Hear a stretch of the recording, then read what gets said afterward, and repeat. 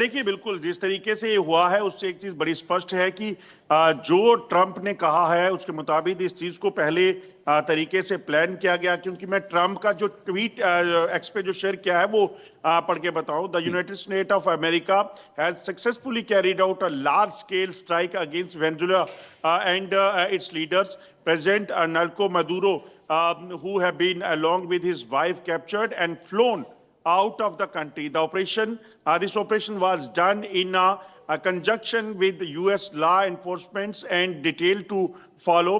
There will be a news conference today at 11 and at Mar-a-Lago.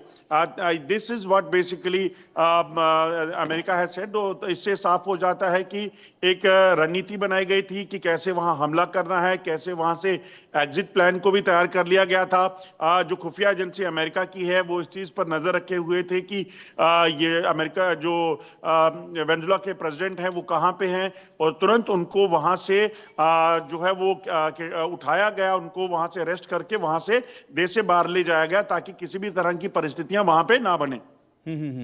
लेकिन अजय, क्या फिर इसके पीछे का कारण वही स्पष्ट आप मानते हैं जो वेनेजुएला के राष्ट्रपति कह रहे थे कि एक तो तख्ता पलट की कोशिश है, दूसरा वो ये कह रहे हैं कि यहाँ के जो खनिज संसाधन है उस पर नजर है अमेरिका की। तो क्या यही इसके पीछे की आप वजह देख पा रहे हैं या कुछ और भी आपको दिखता है? देखिए, मुझे लगता है कि अमेरिका किसी भी तरीके से अपने इस इलाके, अपने साथ लगते इस इलाके को जो साउथ अमेरिका का इलाका है उसको किसी भी तरह से एक ऐसा जगह नहीं बनने देना चाहता था जिससे उससे खतरा हो। क्योंकि चीनी राजदूत और उनके कुछ लोगों का वहां पर वेनेजुएला के प्रेसिडेंट से मिलना, इससे पहले जो हमने बताया था कि यहाँ पे सिर्फ खाली ये जंग जो है वो वहां पर जो मॉड्यूल चलते हैं नार्कोटिक्स के वो नहीं है, बल्कि इनका मकसद जो है अमेरिका का वो ये है कि किसी भी तरह से चीन को वहां से दूर रखा जाए। जो जानकारियां हैं चीन की वहां। अनिल तिवारी जी, आप किस तरीके से इस हमले को देख रहे हैं? क्या यह माना जाए कि अमेरिका जो है वो पूरे विश्व में अपनी धाक जमाने की कोशिश कर रहा है और जो वेनेजुएला की तेल संपदा है, खनिज संपदा है, उस पर वो हक अधिकार जमाने की कोशिश कर रहा है? ओके, आपको नमस्कार, आपके श्रोतागणों को नमस्कार। शुरुआत में नया साल मुबारक हो। बड़ा कठिन समय है इस नए साल की शुरुआत होते ही। हमने सोचा नहीं था कि इस तरह से शुरुआत होगी। खैर, अमेरिका जैसे आपको पता है कि उसको अगर एक हिंदी का शब्द बोला जाए जी, आपका चैनल हिंदी का है, वो दादागिरी वाली बात हो जाती है। हर जगह इंटरफेयर करने की आदत होती है। नो डाउट जो वेनेजुएला है, मेक्सिको है, इन कंट्री से उसके कंट्री में ड्रग्स आते हैं and maximum drug consumption USA में होता है इस कंट्रीज जो आते हैं। तो इस बात का उसको प्रॉब्लम है। बट अगर देखा जाए तो मेन प्रॉब्लम जो है ये जो ऑल वर्ल्ड ओवर जहां भी अमेरिका का हस्तक्षेप हुआ है, आप देख लीजिए, शुरुआत ईरान देख लीजिए, मैक्सिमम ऑयल प्रोडक्शन है। रशिया ऑयल का इशू है, इराक ऑयल का इशू है, एंड वेनेजुएला भी ऑयल का इशू है।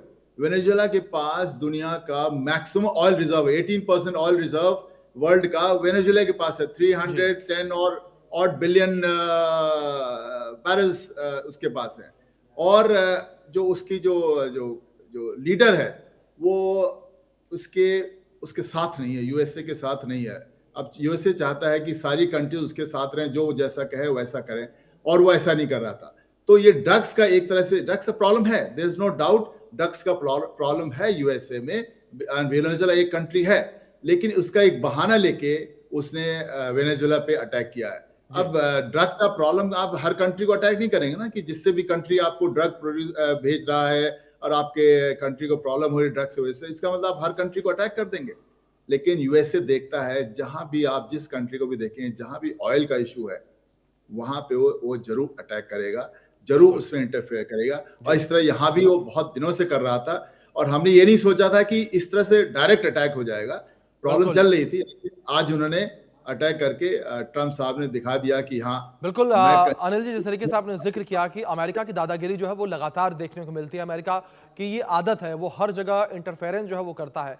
त्यागी साहब, मैं आपका रुख करूंगा, और जिस तरीके से त्यागी साहब यहाँ पर अमेरिका के द्वारा, ट्रंप के द्वारा एक बड़ा दावा किया जा रहा है, दावा ये कि जो वेनेजुएला के राष्ट्रपति हैं मादुरो, उनको हिरासत में ले लिया है या अपने कब्जे में ले लिया है, गिरफ्तार कर लिया, कुछ भी कह सकते हैं, लेकिन क्या इसे त्यागी साहब ये माना जाए कि साइकोलॉजिकल वॉरफेयर का हिस्सा है? ये साइकोलॉजिकल वॉरफेयर का हिस्सा भी है, ये पॉलिटिकल वॉरफेयर का भी, डिप्लोमेटिक, ये हर तरह की वॉरफेयर का हिस्सा है। जी दरअसल में हालांकि हुआ तो गलत है, लेकिन अमेरिका ने एक बेहतरीन 3-4 घंटे की एक्सरसाइज में भी मदुरो को और उसकी वाइफ को पकड़ लिया, और ट्रंप ने अपने सैनिकों को उसके लिए शानदार काम के लिए धन्यवाद भी दे दिया। ये तो एक बात हुई। प्लानिंग क्या थी? प्लानिंग ये कि वेनेजुला के अंदर जो विपक्ष की लेडी है जिसका नाम मारिया है, वो मारिया को नोबेल पीस प्राइज मिला था, जिसके लिए डोनाल्ड ट्रंप कोशिश कर रहे थे। वो मारिया ने अपने उस नोबेल पीस प्राइज को डोनाल्ड ट्रंप को समर्पित कर दिया, लिहाजा वो डोनाल्ड ट्रंप के साथ है अब, और विपक्ष की लीडर भी है। तो एम था कि उसको वेनेजुला का प्रेसिडेंट बनाया जाए, और वेनेजुला में जो दुनिया का सबसे ज्यादा बड़ा खजाना कच्चे तेल का है, उस कच्चे तेल के ऊपर कब्जा किया जाए, जो डोनाल्ड ट्रंप कई बार कह भी चुके हैं कि ये चाइना का नहीं और वेनेजुला का नहीं, ये हमारा है। लेकिन ये एक्शन से दुनिया के बाकी देशों की असलियत सामने आ गई है। चाइना, जिसके इंटरेस्ट वहां पे है, जो वहां से तेल खरीदता है, और जिसका राजदूत उस समय जब ये अटैक हुआ तब वेनेजुला में था, उसने क्या किया? और इतने दिनों से कैरेबियन सी में अमेरिका ने अपने 2 aircraft carrier, 50 warship, Chinook helicopter और अपाचे हेलीकॉप्टर ये लगा रखे थे। चाइना ने तो कुछ नहीं किया। रशिया ने अलबत्ता कुछ S-300 वगैरह एयर डिफेंस सिस्टम दिए थे। यानी कि इसके बाद में क्या हो गया कि now it is 100% unipolar world. यानी कि जिन देशों के साथ भी अमेरिका है, वो देश अब समझेंगे कि अब हमें कोई खतरा नहीं। यानी चाइना और ताइवान का जो कॉन्फ्लिक्ट है, अब मैं समझता हूं कि चाइना अगले कई साल तक ताइवान के ऊपर अटैक करने की बात को तो छोड़ दे। दूसरा, जी यूनाइटेड नेशंस के ऑर्डर की जो बार बार बात की जाती थी कि यूएन का ऑर्डर है, जी इंटरनेशनल ऑर्डर है, जी उस ऑर्डर की तो फाड़ के धज्जियां करके डस्टबिन में फेंक दिया गया है।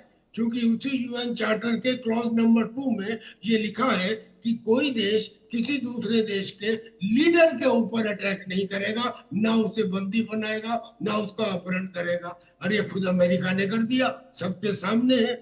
और इसके बाद इसका एक ये होगा कि ईरान में खोमेनी, यानी कि ईरान में जो सिचुएशन है वो वेनेजुला से कहीं ज्यादा एक्सप्लोसिव भी है, और इस समय अमेरिका के लिए फेवरेबल भी है, यानी कि अगला नंबर खोमेनी का है। और फिर तीसरी बात कि जब ये सिचुएशन डेवलप हो जाएगी कि पूरी दुनिया के अंदर ग्लोबल लीडर केवल एक ही है, अमेरिका, तो निश्चित है कि एक न्यू वर्ल्ड ऑर्डर, जिसकी शुरुआत 2024 में ब्रिक्स के सम्मेलन में कजान में हो गई थी, और जिसका अगला कदम पिछले साल SCO की मीटिंग में चाइना में ले लिया गया था। यानी कि बहुत मुमकिन है कि एक न्यू वर्ल्ड ऑर्डर की बात शुरू हो जाए टू कन्फ्रंट अमेरिका। और अगर ये होता है तो फिर ये भी लाइकली है कि तीसरा वर्ल्ड वॉर भी शुरू हो जाए। और अगर बिल्कुल आप तीसरा त्यागी वर्ल्ड साहब, वॉर ये शुरू बड़ी बात होता है, आपने कही है। तीसरे वर्ल्ड वॉर का जिक्र जिस तरीके से आपने किया, जाहिर तौर पर ये बड़ी बात आपने कही है, क्योंकि अगर कई ज्योतिषों को लेकर बात करें, उन्होंने भी इस बात का जिक्र किया था कि 2026 में ऐसे ग्रहों के संयोग बनते नजर आ रहे हैं कि वर्ल्ड वॉर हो सकती है। खैर वो अलग मुद्दा है। अनिल जी, मैं आपका रुख करूंगा। जिस तरीके से त्यागी साहब ने जिक्र किया वर्ल्ड वॉर 3 का, तो ऐसे में मुझे 2 देशों के नाम याद आते हैं, पहला चीन, दूसरा रूस।